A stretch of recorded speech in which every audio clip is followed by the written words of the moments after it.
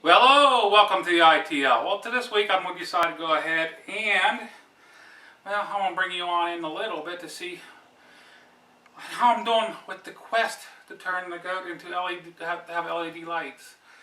And I'm talking about everything but the low beam headlight. And the reason why not the low beam headlight, well,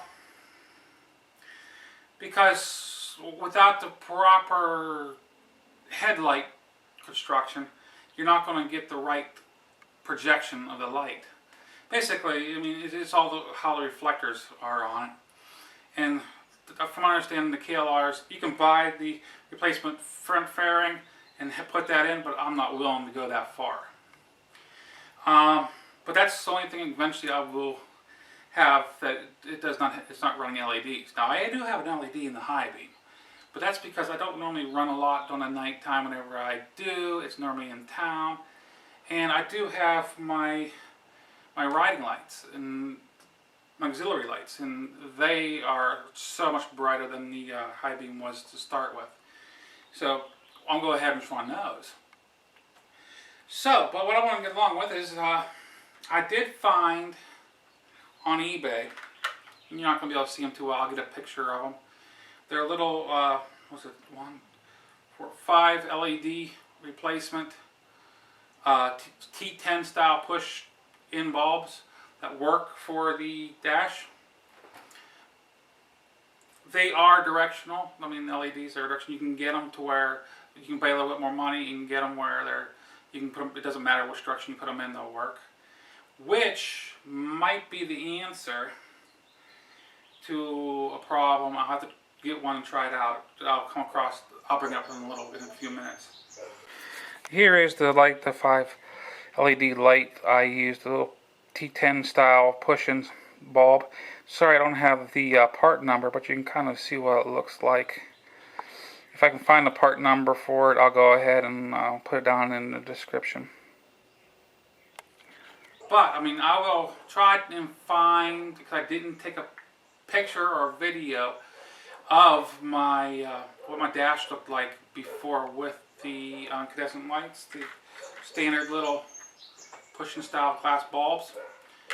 I'm going to try and go back in one of my older PVC videos and see if I can snap one off there.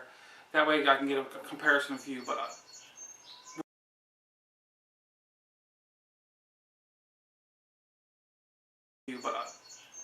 with these are in everything but my turn signal indicator, and there's a reason for that, and I'll come to that in a minute. Now, these are the medium whites. I didn't want the soft white because I didn't want to go back to basically the same brightness I had, but I didn't want the bright ones to be overwhelming, to be blinding at night. So I went with the medium, and I think it really makes a difference to what the bike looks like. I will go ahead and get a picture, and you just see if I can snap it in here. If nothing else, I will have it in the video. I apologize. I'm still working with the software, still learning it. Okay, everybody, this is kind of a shot of what it looks like now. I hope you can see that it's quite a bit brighter white, more of a cleaner white. And I mean, the dash really, the camera really doesn't come out how much better and truer, nicer looking the dash really looks.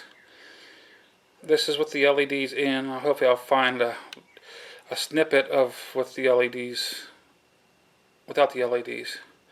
And of course I have my finger over the neutral light because it will blind the camera, even though it's not quite that blinding. And you see the high beam, bright blue, bright green, and we have I think it improves it, and it just improves the power usage a little. Because I looked up here, let me turn just by flipping the high beams on, it's not even dropping the voltage at all.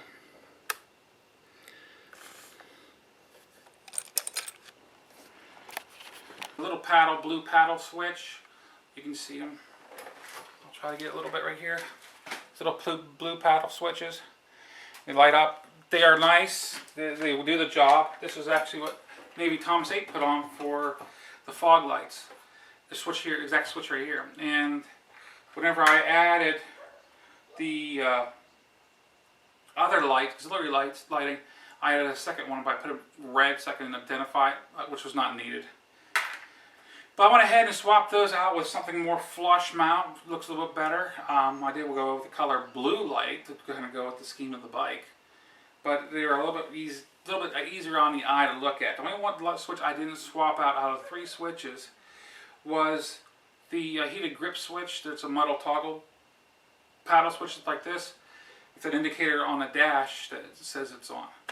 I didn't change that out.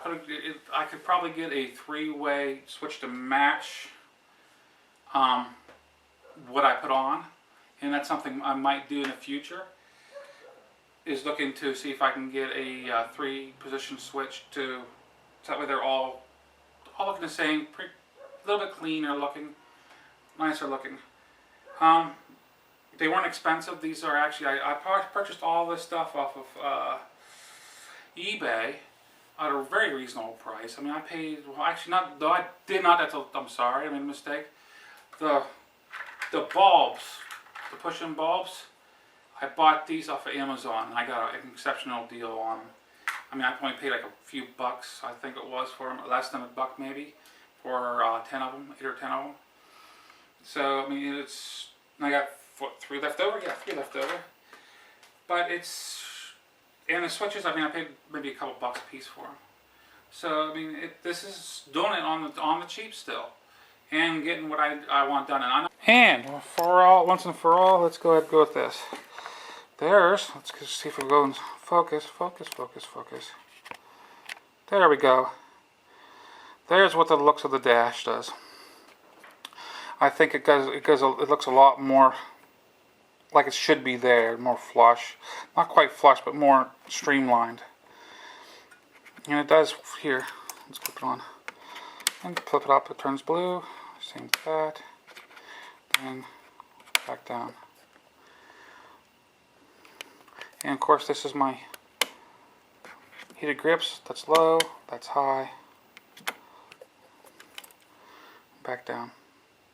And like I said, I want to go ahead and see if I can find a matching switch that'll work with these, with these to go up here. That way it'll all look like it was meant to be there, like that. And I want done, and I know this has been a slow process. This is going to be a slow process because I'm not planning on the good's not planning on going anywhere, and I'm doing this on a build-up. For example, and I brought this up. I mentioned this before about the turn signals.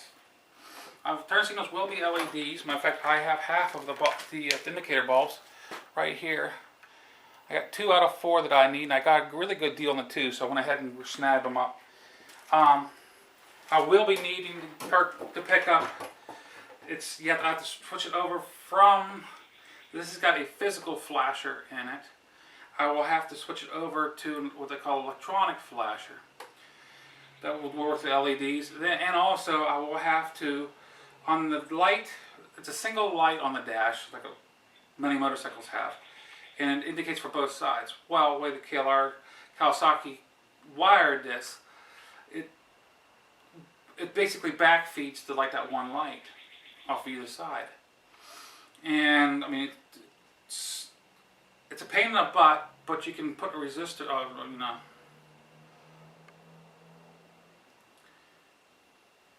you can put diodes in the place of it.